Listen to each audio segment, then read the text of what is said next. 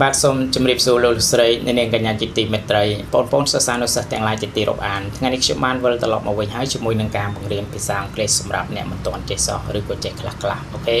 ក៏ប៉ុន្តែមុននឹងខ្ញុំចាប់ផ្ដើមបង្រៀនមកណាសូមឲ្យលោកអ្នកនឹងជួយ Subscribe នៅប្រព័ន្ធ YouTube របស់ខ្ញុំម្នាក់មួយផងអូខេជាការលើកទឹកចិត្តអូខេអញ្ចឹងថ្ងៃនេះខ្ញុំសូមបន្តតាក់ទងទៅនឹង Vocabularies មានន័យថាបង្រៀនពាក្យដល់លោកអ្នកទៀតអូខេអញ្ចឹងពាក្យទី1ដែលខ្ញុំត្រូវបង្រៀនថ្ងៃនេះបាទណាអញ្ចឹងយើងសូមមើលទាំងអស់គ្នាយើងរៀនលឿនបាទណាទេទី1បាទអញ្ចឹង L O U D អូខេ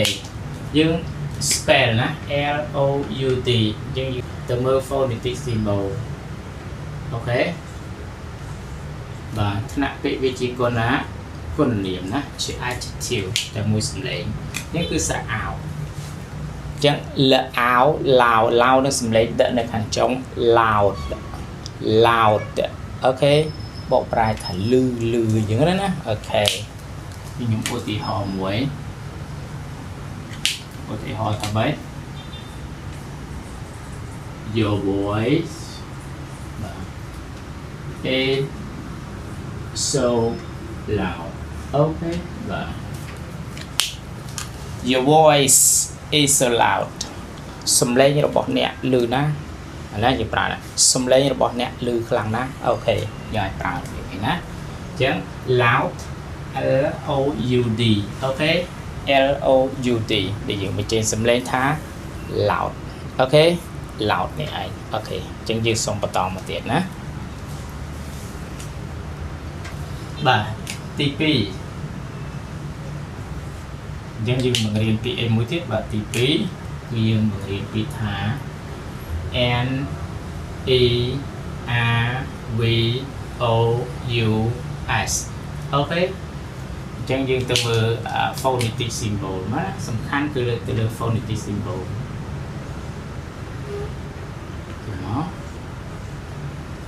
អូខេអញ្ចឹងថ្នាក់ពាក្យជាគុណណាគុណនាមដែរណាអញ្ចឹងដោយសារតែមាន2សំឡេងអូខេ stress របស់វានៅកន្លែងនេះអញ្ចឹងបញ្ចប់ដោយខ្យល់ S ណា nervous នេះស្រអនេះស្រអ nervous បកប្រែថាភ័យគេហៅថាអារម្មណ៍មិនស្ងប់ដែលយើងអាចប្រើរបៀបនេះណាអារម្មណ៍មិនស្ងប់អូខេអញ្ចឹងយើងទៅមើលឧទាហរណ៍ some people feel nervous when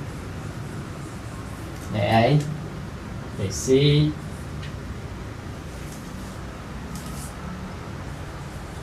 the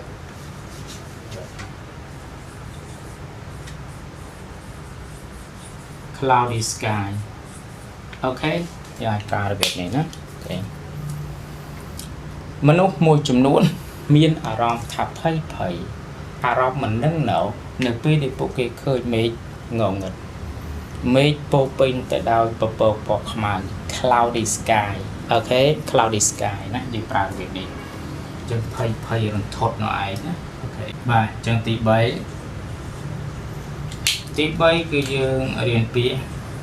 N O I S E អញ្ចឹងយើងទៅមើលការបញ្ចេញសំឡេងយ៉ាងម៉េចបាទបញ្ចប់ដោយសូរសំឡេង Z ណាសំឡេង Z មកនោះអូខេ N O I S E យើងបញ្ចេញសំឡេងថា noise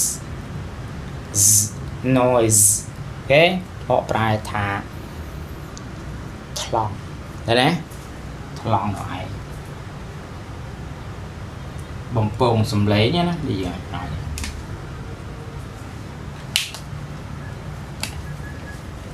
ចឹងយើងប្រើឲ្យគេ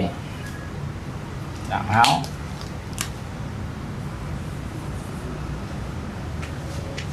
the crying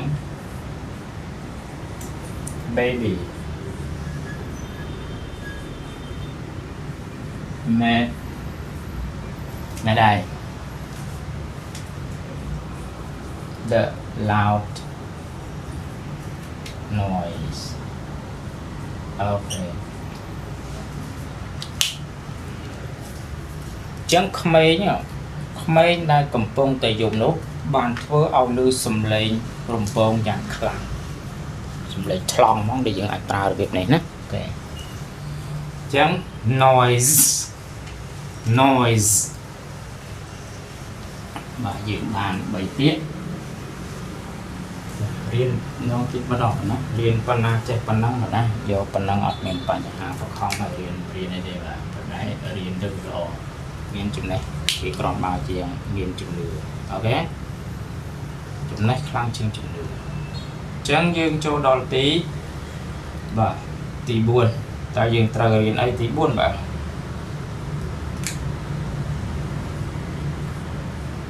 P R O J E C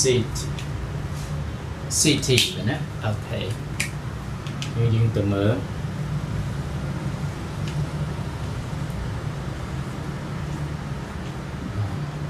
គេជាណៅដែរណាចឹងសំឡេងមាន2ស្រអកហើយនិងស្រអែក stress វានៅកន្លែងនេះ P R O J E C T យើងអានថា project សំឡេងចៈណា project check សំឡេងថនៅខាងចុងទៀតក៏ប៉ុន្តែបើសិនជាអង់គ្លេសបែបអាមេរិកាំងកន្លែងប្រក់ហ្នឹងទៅជា project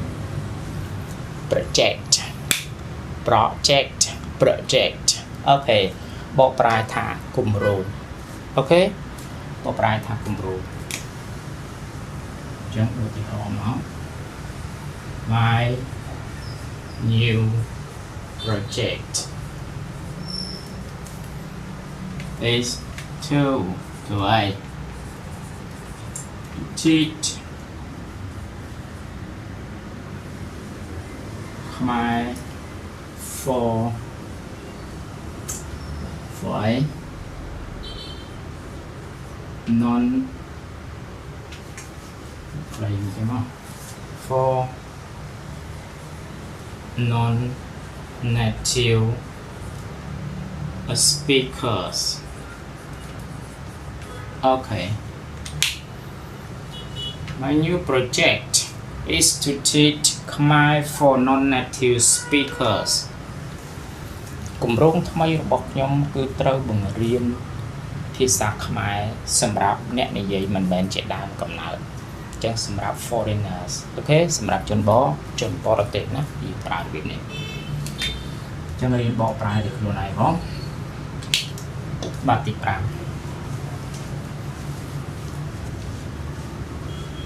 យើង project មួយយើងមកទី5បន្តមកទៀតបាទរៀនណាបាទ S C A R E បាទយើងមកចេញសំឡេងថ្មីតើយើងមកមើលបាទណាបាទនេះគឺជា verb ចឹងនេះគឺជាស្រៈ air សូរសំឡេង air scare សជាងកតែនេះបើខ្មែរដែលខ្ញុំធ្លាប់បង្រៀនស្រៈ phonetic symbol ហើយ scare អូខេ scare បកប្រែថាបន្លាចណាdon't scare me អូខេបកប្រែថាកុំបន្លាចខ្ញុំកុំធ្វើខ្ញុំភ័យវាប្រែណាអូខេសូមបន្តមកទៀតទី6យើងរៀនពីពាក្យថា S E C R E T អូខេចឹងយើងទៅមើលពាក្យ phonetic symbol បាទ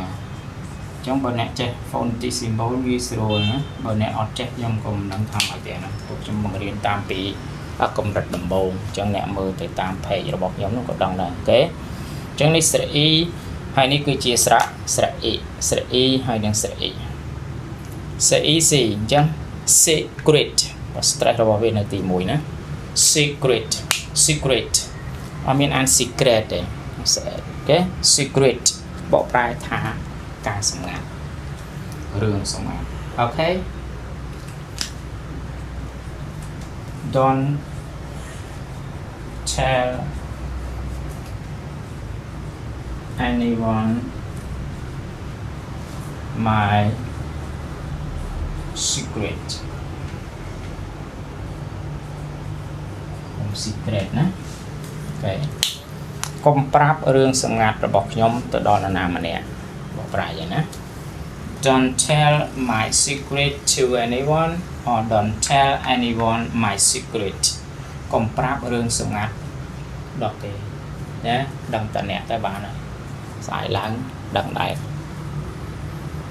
វាអត់នៅទេបាទតែមានរឿងសម្ងាត់វាអត់ចេះនៅវាដឹងថាធ្លាយហើយអូខេសូមបន្តទៀតចឹងយើងដល់ទី6ចឹងយើងបានទី7បាទបន្តទៀតបាទណាទី7 H H O U T បាទអូខេចឹងយើងនិយាយសំឡេងថាម៉េចហើយទទួលវាស្រាវហើយនឹង T អូខេថ្នាក់វាជា verb ណា shout shout shout អូខេបកប្រែថាស្រែកឬក៏ជំទាវអូខេស្រែកឬក៏ជំទាវបាទខ្លីៗហ្មង Don't shout at me ចឹងហ៎ I do nothing wrong ចឹងមកណា I do nothing wrong do nothing wrong អូខេកុំស្រែកដាក់ខ្ញុំអត់មានធ្វើអីខុសទេណាកុំចេះស្រែកប្រេះប្រាស់បងណា do nothing wrong បកប្រែថាខ្ញុំអត់ធ្វើអីខុសទេចេះស្រែកប្រេះប្រាស់នៅកើតអូខេជាងយើងដល់ទី5ទី8 S M E double L គេរៀន spell ចឹងមកណា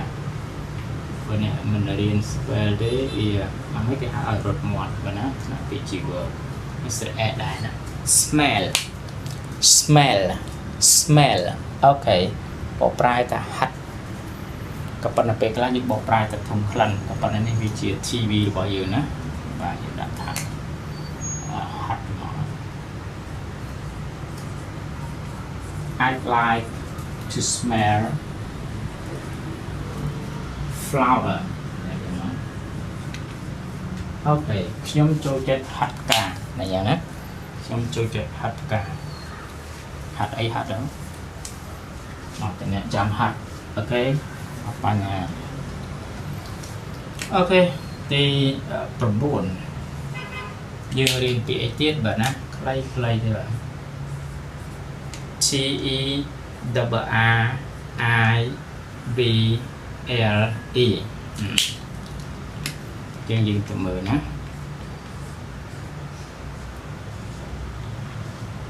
ចេះមកបាទថ្នាក់ពាក្យជាគុណនាមអញ្ចឹងកន្លែងនេះមានន័យថាបញ្ចេញសម្លេងក៏បានមិនបញ្ចេញក៏បានណាកាលណាបើមានវងកញ្ចក់អញ្ចឹងអូខេ terrible ឬក៏ terrible ណាសើball នៅកន្លែងហ្នឹងអញ្ចឹង terrible ណាយើងមកប្រែថាដែលគួរឲ្យខ្លាចអញ្ចឹងទៅបាទឧទាហរណ៍មក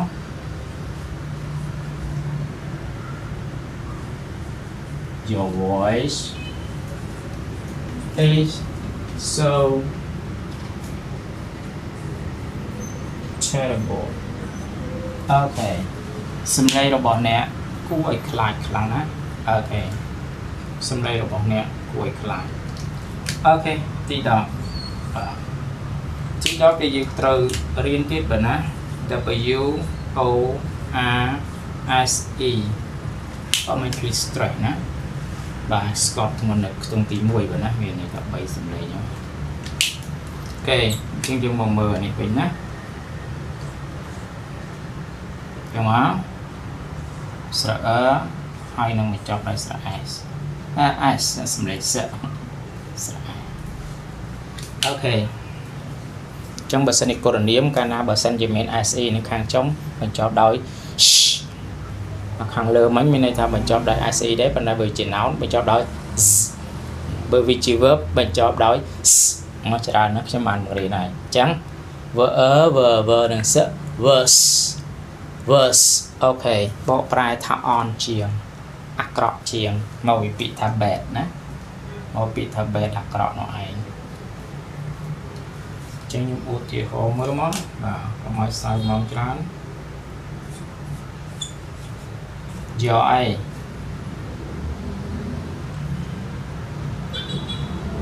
ខ្ញុំដាក់ចេះមកប៉ុន្តែអានោះមិនន័យធៀបណាយើងប្រើយ៉ាង yours is worse than មកប៉ុន្តែ clear ហ្នឹងបានតែជាលេខទី2ណាលេខទី2យកអីគេយកអីយក pad អីចឹងទៅស្រាប់តែអ្នកណាយក id អីចឹងទៅស្រាប់តែយើងប្រើយ៉ាងយក id is worse ចឹងមានន័យ your is worse than mine របស់អ្នកអនជាងរបស់ខ្ញុំទេគំនិតរបស់អ្នកអនជាងគំនិតរបស់ខ្ញុំគំនិតរបស់ខ្ញុំអនជាងគំនិតរបស់អ្នកអាស្រ័យទៅយើងប្រើបាទណាអូខេអញ្ចឹងអ្វីដែលខ្ញុំបានបង្រៀនទាំង10បាទណាគឺសន្មតទៅចប់អូខេដោយសារតែខ្ញុំមិនចង់បង្រៀនច្រើនពេកទេបាទបានតែ10អ្នកគុណទៅណាបាទច្រើនអញ្ចឹងជាចុងបញ្ចប់បាទណាសូមអរគុណចំពោះលោកអ្នកបានជួយ subscribe នៅប្រព័ន្ធ YouTube របស់ខ្ញុំអូខេសូមអរគុណសូមជម្រាបលា